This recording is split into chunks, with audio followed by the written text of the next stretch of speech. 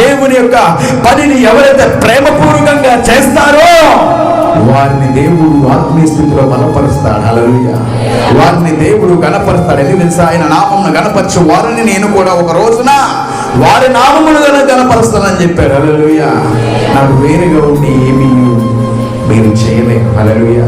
అందుకే ఒకరు వేరైపోతున్నామేమో, దేవుని మందిరానికి దూరం అయిపోతున్నామేమో, లేకపోతే దేవుని ఆత్మీయతకు దూరం అయిపోతున్నామో, వేరైపోతున్నామేమో. సంఘమునకు జాగ్రత్త. మనము వేరుగా ఉండి మనం ఏమి చేయలేము. దేవునికి దగ్గరగా ఉండాలి, దేవునికి ఆత్మీయ స్థితిలో దగ్గరగా ఉండాలి, దేవునికి ప్రార్థన స్థితిలో దగ్గరగా ఉండాలి. అలాగా ఉంటేనే మన జీవితంలో, మన కుటుంబాలలో దేవుని ఆత్మ అల్లాడుచున్నది. హల్లెలూయా.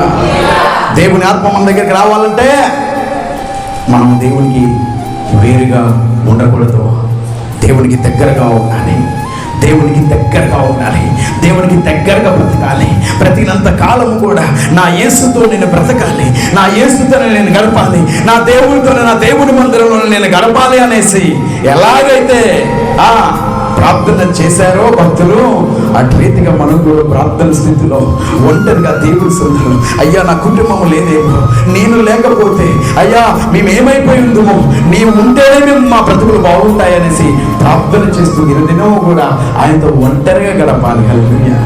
హల్లెలూయా.